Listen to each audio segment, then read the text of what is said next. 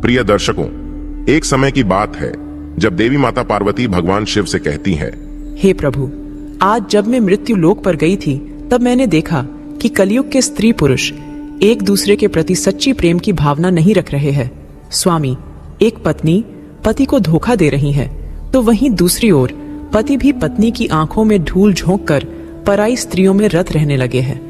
हे परम परमेश्वर, मैं जानना चाहती हूँ कि कलयुग के पति पत्नी एक दूसरे से प्रेम पूर्वक अनुरूप क्यों नहीं रह पाते हैं। मित्रों, तब भगवान शिव मुस्कुराते हुए कहते हैं, हे गौरी आदिशक्ति, आपने जो प्रश्न किए हैं वह अत्यंत महत्वपूर्ण है। यह एक कलयुग के स्त्री और पुरुष को मिला हुआ शाप है। यह मेरे परम भक्त तथा दैत्यों के गुरु शुक्राचार्य का शाप है। हे गौरी, कलयुग सबसे शापित युग है और इन सभी शापों का प्रभाव मनुष्य जीवन पर पड़ रहा है। आज मैं आपको इसी विषय में एक कथा सुनाता हूँ जिसे सुनने मात्र से मनुष्य के पाप नष्ट हो जाएंगे। जो भी स्त्री पुरुष इस कथा का श्रवण करेगा उनके बीच प्रेम में वृद्धि होगी। हे देवी पार्वती, आपसे मेरा निवेदन है कि आप इस कथा को ध्यान से पूरा जरूर सुने और समस्त मानव जाति के कल्याण हेतु इसका प्रसार भी करें, क्योंकि जब तक मनुष्य ईश्वर की भक्ति में लीन रहेगा तब तक कली की माया से वह दूर रहेगा। हे पार्वती, जिस दिन लोग ईश्वर का नाम स्मरण नहीं करेंगे उसी दिन से महाप्रलयकारी कलयुग की शुरुआत होगी। मित्रों, तब देवी पार्वती कहती है, हे प्राणनाथ, मैं इस कथा का श्रवण ध्यान पूर्वक करूंगी। कृपा करें और आप मेरी आशंकाओं को दूर करें। मित्रों, भगवान शिव कहते हैं, हे देवी पार्वती, सतयुग काल की बात है जब देवताओं के पास अमृत की शक्ति नहीं थी। वे भी सामान्य मनुष्य तथा दैत्य की तरह ही मृत्यु को प्राप्त हो सकते थे। फिर कुछ समय के पश्चात देवताओं और दैत्यों के बीच महाभयंकर युद्ध शुरू हुआ, जिसे हम देवासुर संग्राम के नाम से जानते हैं। यह युद्ध कई वर्षों तक चला था, जिसके विपरीत परिणाम तीनों लोकों पर पड़ा। जब इंद्र द्वारा वृत्रासुर का वध हो गया और परम पिता ब्रह्मा जी ने इस युद्ध को रोकने का आदेश दे दिया, तब कुछ समय के लिए विश्व में शांति हो गई। इस युद्ध के दौरान कई सारे देवतागण अपने प्राणों की आहुति दे चुके थे।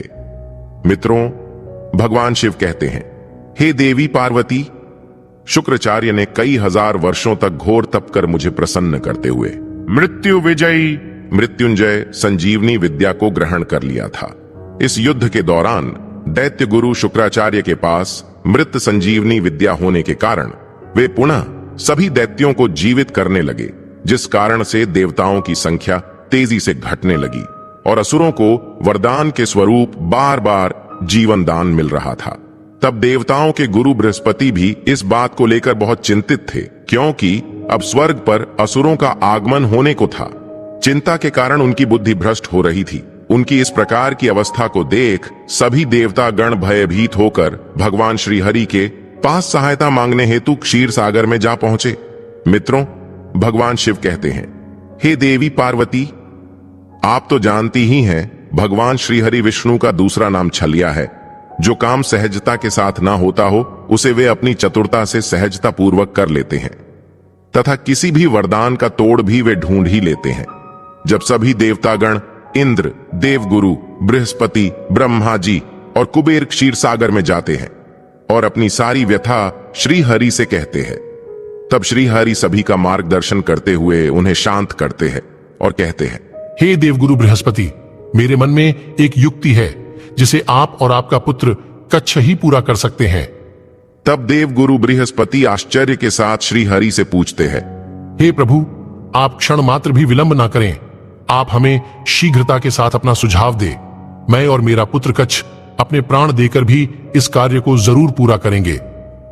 मित्रों, श्री हरि कहते हैं, हे बृहस्पति, दैत्य गुरु शुक्राचार्य की कमजोरी उनकी प्रिय कन्या देवयानी है। उसके लिए वे कुछ भी करने को तत्पर रहते हैं। आपको मेरा सुझाव है कि आप अपने पुत्र कच्छ को दैत्य गुरु शुक्राचार्य के पास मृत संजीवनी विद्या की शिक्षा प्राप्त करने हेतु भेज दें।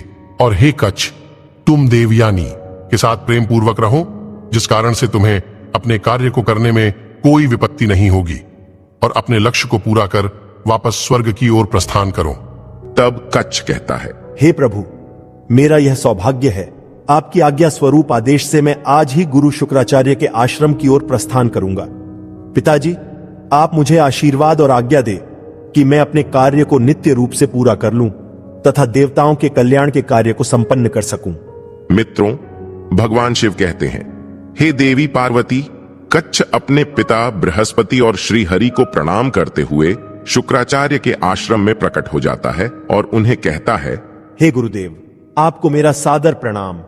मैं देवगुरु बृहस्पति का पुत्र कच्छ हूं। आज मैं आपकी शरण में आया हूं। हे विप्रवर, मेरा आपसे निवेदन है कि आप मुझे अपने शिष्य के रूप में ग्रहण करें। मैं इस संसार को साक्षी मानकर नित्य भक्ति भाव से आपकी सेवा करूंगा। जो कार्य आपको अप्रिय है वह मैं कभी नहीं करूंगा। मित्रों, भगवान शिव कहते हैं, हे देवी पार्वती, कच्छ को शरण में आते हुए देख और उनके स्नेह पूर्वक वचनों को सुन दैत्य गुरु शुक्राचार्य उसकी एक परीक्षा लेते हैं, जिसे वह सफलतापूर्वक पूर्ण कर उनका विश्वास पात्र बन जाता है। कच्छ हर दिन नित्य रूप से अपने गुरु की सेवा करता, उनके सभी कार्यों में उनका साथ देता था। वह उनके आश्रम में उनके बीच सब कुछ भूलकर सच्चे भाव से अनुरूप हो गया था। इसी बीच शुक्राचार्य की पुत्री, जिसका नाम देवयानी था, वह हर दिन कच्छ पर अपनी नजर टिकाए उसकी गतिविधियों को और सुंदरता को देख रही थी और मन ही मन उससे प्रेम करने लगी। उसका कच्छ के प्रति इतना प्रेम बढ़ गया कि वह उसकी यादों में खुद को भूलकर भविष्य के सपने देखने लगी।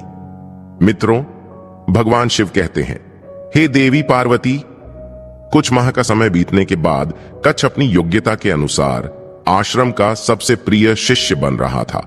वहीं दूसरी ओर असुर शिष्यों के बीच इस बात की खलबली मच गई कि एक देवता पुत्र हमारे बीच रहकर गुरु का प्रिय बन रहा है। तभी कुछ असुरों ने कच्छ को अपने रास्ते से हटाने की योजना बनाई। फिर एक दिन की बात है, जब कच्छ अपने मित्रों के साथ गायों को चराने हेतु उनके साथ वन में चला गया। वह अपने मित्रों की कुटिल योजना से बिल्कुल अनजान था। चलते चलते वे सभी एक घनघोर जंगल में आ गए। उसी समय असुरों ने कच्छ को घेर लिया और उसका एक धारदार तलवार से शीश काट दिया तथा उसके छोटे छोटे टुकड़े कर भेड़ियों को खिला दिए और वे सभी गायों को लेकर वापस आश्रम की ओर आ गए। मित्रों, भगवान शिव कहते हैं, हे देवी पार्वती, इधर देवयानी आश्रम के मुख्य द्वार पर अपने प्रिय की राह देखती हुई बेचैन हो रही थी। उसने बहुत समय तक इंतजार किया, किंतु वह कहीं भी नहीं दिखा।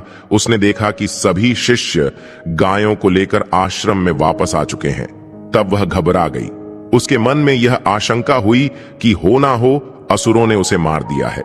यह सोचते हुए देवयानी अपने कक्ष में फुट फुट कर रोने लगी। उसी समय देवयानी के विलाप को सुन शुक्राचार्य अत्यंत विचलित होकर अपनी पुत्री के पास आते हैं और कहते हैं, हे देवयानी, क्या हुआ? तुम इस तरह व्याकुल होकर क्यों विलाप कर रही हो? मित्रों, भगवान शिव कहते हैं, हे देवी पार्वती।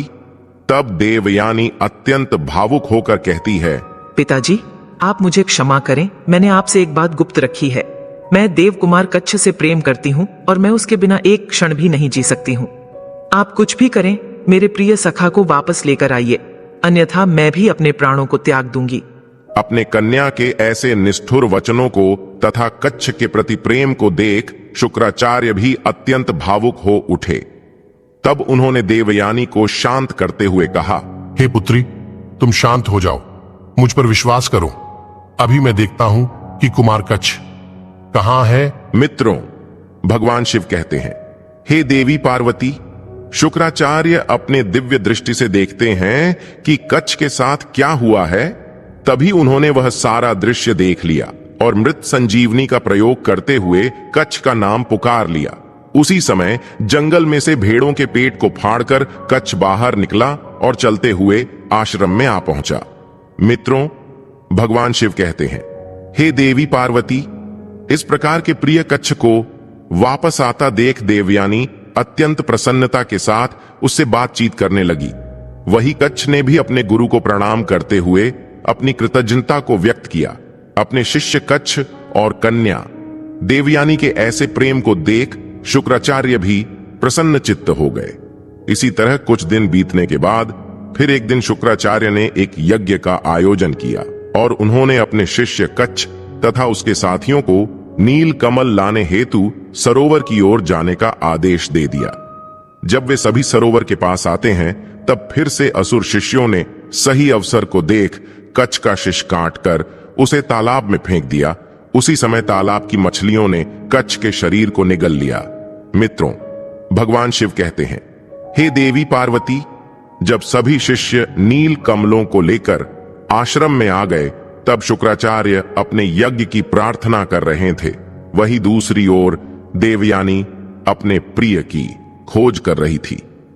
जब उसने देखा कि सभी शिष्य यज्ञ मंडप में बैठे हुए हैं किंतु उसे कच्छ कहीं नजर नहीं आ रहा था, तब फिर से उसके मन में भय उत्पन्न हुआ और वह विलाप करते हुए अपने पिता के यज्ञ में बाधा डालते हुए कहने लगी, पिताजी, मेरे प्रिय कच्छ कहीं दिखाई नहीं पड़ रहे हैं। हो ना हो इन असुरों ने उसका घात किया है, क्योंकि केवल कच्छ ही इस यज्ञ में अनुपस्थित है, जो संदेहजनक बात है। अपने पुत्री के मुख से ऐसे वचन सुनते ही शुक्राचार्य ने अपनी दिव्य दृष्टि से सब कुछ देखा। तब वह उन्हें एक मछली के पेट में दिखा। इस बात से निराश होकर उन्हें अपने शिष्यों पर बहुत क्रोध आया और उन्होंने सभी को शिक्षा सुनाई। तत्पश्चात मृत संजीवनी मंत्र का उच्चारण किया।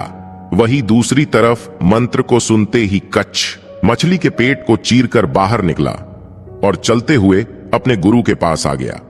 मित्रों, भगवान शिव कहते हैं, हे देवी पार्वती, अपने प्रिय कच्छ के साथ ऐसा 2 बार धोखा होने के कारण देवयानी अत्यंत दुखी हो गई और हमेशा उसके ऊपर नजर बनाए आश्रम में ही विहार करने लगी।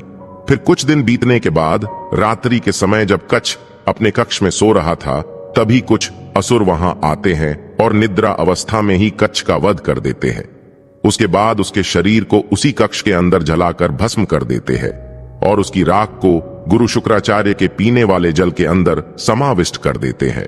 कुछ समय के बाद शुक्राचार्य अपने कक्ष में आकर उस जल को पी लेते हैं, जिस कारण से कच्छ का अंश उनके शरीर में प्रवेश कर जाता है और शुक्राचार्य इस बात से बिल्कुल अनजान थे। उसी समय देवयानी अपने प्रिय को ढूंढते हुए उसके कक्ष में आती है। तब वह क्या देखती है, कच्छ वहां नहीं है। वह व्याकुल होकर सारे आश्रम में उसे पुकारते हुए ढूंढती है, लेकिन उसे कच्छ कहीं भी नहीं मिलता। मित्रों, भगवान शिव कहते हैं, हे देवी पार्वती, कच्छ के ना मिलने से देवयानी रोते हुए अपने पिता के पास जाती है, जो आश्रम में संध्या समय की उपासना करने बैठे थे। तब देवयानी कहती है, पिताजी, मुझे लगता है कि कच्छ के साथ धोखा हुआ है। फिर से उसे किसी ने मारकर कहीं छुपाया है। आप कृपा करें और उसे वापस ले आइए। उनके बिना अब मैं क्षण मात्र भी जीने की अभिलाषा नहीं रखती हूँ। अपनी कन्या का ऐसा हाल देखते हुए शुक्राचार्य कहते हैं, दुख ना करो पुत्री, मैं उसे अभी लाता हूं। तुम धीरज के साथ काम लो। मेरे होते हुए कच्छ का कोई भी अनिष्ट नहीं कर सकता है। इतना कहकर शुक्राचार्य अपनी दिव्य दृष्टि से देखते हैं कच्छ कहां है। तब वे अपने शिष्यों द्वारा किए हुए अभद्र व्यवहार को तथा कच्छ की निघृण हत्या को देख वे अति क्रोधित हो जाते हैं, किंतु उन्हें कच्छ की चिंता थी, इसलिए वे शांत रहकर कच्छ को अपनी दिव्य दृष्टि से ढूंढ रहे थे। उसी समय उन्हें पता चला कि कच्छ तो उनके ही पेट के अंदर है। मित्रों, भगवान शिव कहते हैं, हे देवी पार्वती, ऐसी दुविधा अवस्था को देख शुक्राचार्य कहते हैं, हे पुत्री, देवयानी अनर्थ हो गया है। अब तुम्हें मुझे या कच्छ दोनों में से एक को ही चुनना होगा, क्योंकि कच्छ का अंश अब मेरे ही पेट में है। अपने पिता की ऐसी बात सुन देवयानी ने घबराते हुए कहा, पिताश्री, ये कैसे हो सकता है? तब शुक्राचार्य ने उसे वह सारा वृत्तांत सुनाया, जिसे सुनकर देवयानी को अत्यंत दुख हुआ, क्योंकि अब उसके पास एक ही विकल्प था, उसे अपने पिता या प्रेमी के प्राणों का रक्षण करना था। मित्रों, भगवान शिव कहते हैं, हे देवी पार्वती, देवयानी मेरी बहुत बड़ी भक्त थी। उसने इस कठिन परिस्थिति में मेरा स्मरण किया और मन ही मन कहने लगी, हे प्रभु, अगर मैं आपकी सच्ची भक्त हूँ तो आप मुझे इस विघ्न से दूर करें। हे महादेव, इस भक्त की सहायता करें। देवयानी की करुण याचना सुन महादेव ने उसके मन में अपना एक विचार दिव्य शक्ति के साथ भेज दिया, जिसके फलस्वरूप देवयानी प्रसन्न होकर अपने पिता शुक्राचार्य से कहने लगी, पिताजी, महादेव के आशीर्वाद से मेरे मन में एक युक्ति आई है, जिससे आपके और कच्छ दोनों के प्राण बच सकते हैं। तब अति उत्साह के साथ शुक्राचार्य कहते हैं, कहो देवयानी, शीघ्रता से कहो, इस समय विलंब करना उचित नहीं है। मित्रों, तब देवयानी कहती है, पिताजी, आप मृत्युंजय मृत संजीवनी की शिक्षा अपने शिष्य कच्छ को प्रदान करें, जिससे वह इस शिक्षा को प्राप्त करेगा। जब आप उसे मृत्यु से मुक्त करेंगे, वह आपके शरीर से बाहर आ जाएगा। तत्पश्चात जब आपकी मृत्यु होगी, तो वह इसी विद्या का प्रयोग कर आपको पुनः जीवित कर देगा, जिस कारण से आप दोनों के प्राण बच जाएंगे। अपनी पुत्री देवयानी के कहे अनुसार दैत्य गुरु शुक्राचार्य ने कच्छ को अपने पेट में ही मृत्युंजय मृत संजीवनी की शिक्षा प्रदान की और फिर अपने तपोबल से अपने पेट को फाड़कर बाहर आने का आदेश दे दिया, और वैसा ही हुआ। मित्रों, भगवान शिव कहते हैं, हे देवी पार्वती, कच्छ बाहर आया तो वह बहुत प्रसन्न हुआ, क्योंकि इस बार उसे जीवन दान मिलना असंभव था। तब देवयानी के कहे अनुसार कच्छ ने मृत्युंजय मृत संजीवनी का प्रयोग करते हुए अपने गुरु शुक्राचार्य को जीवन दान दे दिया।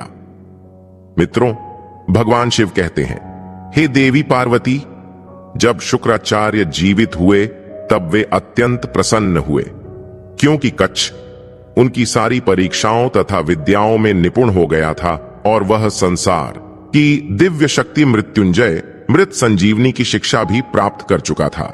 इस अवसर को देखते हुए देवयानी ने उससे गंधर्व विवाह का प्रस्ताव किया, क्योंकि अब दैत्य गुरु शुक्राचार्य को कच्छ पर पूरा विश्वास हो चुका था और वहीं उनकी पुत्री के लिए समस्त संसार का सर्वश्रेष्ठ सुयोग्य वर था। कच्छ भी मन ही मन देवयानी की ओर आकर्षित हो चुका था। मित्रों, भगवान शिव कहते हैं, हे देवी पार्वती, भगवान श्रीहरि की माया ने कच्छ को अपने वचन को याद दिलाया, तब अचानक से कच्छ के चेहरे का रंग उड़ गया, जिसे देख देवयानी ने पूछा, हे प्रिय, क्या हुआ? आप एकदम शांत अचेत से क्यों हो गए? तब कच्छ कहता है, हे गुरु, आपको मेरा पुनः प्रणाम है। आप मुझे क्षमा करें, क्योंकि मैं देवयानी से विवाह नहीं कर सकता। कच्छ के मुख से ऐसे वचनों को सुन देवयानी के मन को गहरी ठेस पहुंची और वह बोली, ये आप क्या कह रहे हैं? मैं तो आपका मन ही मन वर्णन कर चुकी हूँ। आप ही मेरे पति देव बनेंगे, अन्यथा मैं अपने प्राणों को त्याग दूंगी। मित्रों, शुक्राचार्य कहते हैं, हे वत्स, ये तुम कैसे बात कर रहे हो? तुम फिर एक बार अच्छे से सोच लो, उसके बाद ही निर्णय लो। अपने गुरु से प्रति उत्तर में कच्छ कहता है, हे गुरुवर, मैंने अपने निर्णय को सोच समझ कर ही लिया है। हे देवयानी, जिस प्रकार से मेरे पिता देवताओं के गुरु बृहस्पति मेरे लिए पूजनीय है, ठीक उसी तरह तुम और गुरु शुक्राचार्य भी पूजनीय है। क्योंकि तुम मेरे गुरु की पुत्री हो, इसीलिए तुम मेरी गुरु बहन हो, अतः तुम्हें ऐसी बातें नहीं करनी चाहिए। तब क्रोध में आकर देवयानी कहने लगी, तुम देवताओं के गुरु बृहस्पति के पुत्र हो, मेरे पिता के नहीं, और मैं तुमसे अपने प्राणों से भी अधिक प्रेम करती हूँ। पिताजी ने मेरे कहे अनुसार तुम्हें बार बार असुरों से बचाया है। तभी कच्छ कहता है, हे देवयानी, अभी अभी मृत्यु के बाद मेरा पुनर्जन्म हुआ है और मैंने गुरु शुक्राचार्य के ही पेट से जन्म लिया है, इसलिए मैं भी अब उनका ही पुत्र हो चुका हूं और धर्म के अनुसार बहन का भाई के साथ विवाह नहीं हो सकता, अतः यह सोचना भी पाप समान है। हे सुबह, तुम मुझे इस महापाप का भागी मत बनाओ। मित्रों, भगवान शिव कहते हैं, हे देवी पार्वती, अपनी सत्यता को कहते हुए कच्छ बोला, हे प्रिय, मैं यहां अपने पिता और देव गुरु बृहस्पति की आज्ञा अनुसार मृत्युंजय मृत संजीवनी की शिक्षा प्राप्त करने हेतु आया था। अब मेरा कार्य सफल हो चुका है, मैं अब स्वर्ग को चला जाऊंगा। अपने प्रिय शिष्य के और देवताओं के इस प्रकार से धोखा देने के कारण शुक्राचार्य का क्रोध 7वें आसमान पर पहुंच गया। मित्रों, भगवान शिव कहते हैं, हे देवी पार्वती, अपने ही प्रिय द्वारा इस प्रकार से छल्ले जाने से देवयानी ने आक्रोश करते हुए कच्छ से कहा, हे कच्छ, इस समस्त संसार को तथा मेरे पिता को साक्षी मानकर और मेरे तपोबल के आधार पर मैं तुम्हें शाप देती हूँ कि तुम अपने इस जन्म तथा जन्म जन्मांतर तक कभी गृहस्था में सुखी नहीं रहोगे। और मैं समस्त पुरुषों को भी यह शाप देती हूँ, वे संपूर्ण जीवन सुख की तथा स्त्री के प्रेम की अभिलाषा करेंगे, किंतु उन्हें कभी भी स्त्री के सुख की प्राप्ति नहीं होगी। प्रत्येक पुरुष अपनी काम वासना के चलते पराई स्त्रियों में अनुरूप रहेगा तथा वह पुरुष कभी भी एक स्त्री के साथ अनुरूप नहीं रहेगा और मेरा शाप युगों युगों तक मनुष्य जाति पर प्रभाव करेगा। मित्रों, तब कच्छ कहता है, हे देवी, मैं तुम्हारे इस शाप को स्वीकार करता हूं तथा मैं भी अपने तपोबल के चलते तुम्हें और समस्त नारी जाति को यह शाप देता हूं कि विवाह के पश्चात स्त्री को कभी भी पति का प्रेम और सुख की प्राप्ति नहीं होगी। हर स्त्री को अपने विचारों के प्रतिकूल विचारों वाले पुरुष की ही प्राप्ति होगी। हे देवयानी, तुम्हें इस जीवन में पति के प्रेम के लिए तड़पना होगा तथा जन्म जन्मात्र और युगों के साथ मेरे शाप का प्रभाव बढ़ता जाएगा। मित्रों, भगवान शिव कहते हैं, हे देवी पार्वती, उस समय दैत्य गुरु शुक्राचार्य भी अपने क्रोध को ना रोक पाए और उन्होंने भी कच्छ को शाप देते हुए कहा, हे कच्छ, तुमने और देवताओं ने जिस विद्या की प्राप्ति के लिए मेरे साथ विश्वासघात और छल किया है, उस विद्या का तुम कभी भी उपयोग नहीं कर पाओगे। यह मेरा श्राप है। जिस समय तुम इस विद्या का प्रयोग करोगे, उसका विपरीत परिणाम तुम्हें भोगना पड़ेगा, क्योंकि तुम देवताओं ने असुरों को मूर्ख समझने की भूल की है, उसी का यह दंड है। मित्रों, भगवान शिव कहते हैं, हे देवी पार्वती, इस प्रकार से कच्छ और देवयानी के शाप के प्रभाव से आज कलयुग में पति पत्नी का एक दूसरे के प्रति प्रेम कम हो रहा है। हे गौरी, सतयुग में एक पुरुष केवल एक ही स्त्री के साथ विवाह करता था, किंतु वहीं त्रेता युग, द्वापर युग में पुरुषों ने कई स्त्रियों के साथ विवाह किए थे, फिर भी वे पति पत्नी प्रेम पूर्वक सुखी जीवन व्यापन नहीं कर पाए हैं। इसलिए इस शाप का प्रभाव सबसे अधिक कलयुग में है। कलयुग में स्त्रियां स्वेच्छाचारिणी बन जाएंगी, उनका भी मन किसी एक पुरुष में नहीं रहेगा, इसलिए वह भी अपने प्रेमी या पति की आंखों में धूल झोंक कर पर पुरुषों के साथ अनैतिक संबंध स्थापित करेंगी। भगवान शिव कहते हैं, हे पार्वती, अब मैंने आपके सारे प्रश्नों के उत्तर दिए हैं। तो मित्रों, आगे चलकर देवयानी ने राजा ययाति के साथ विवाह किया था, जिसकी कथा आपको लास्ट पेज पर हमने रखी है। आप वह देख सकते हैं किस प्रकार से देवयानी को पति से प्रेम का धोखा मिला। तो आशा करते हैं आपको यह कथा और वीडियो जरूर पसंद आया हो, तो वीडियो को लाइक करें, साथ ही कमेंट में जय श्री हरि और हर हर महादेव अवश्य लिखें। चैनल को सब्सक्राइब करना ना भूलिए। आप सभी का धन्यवाद।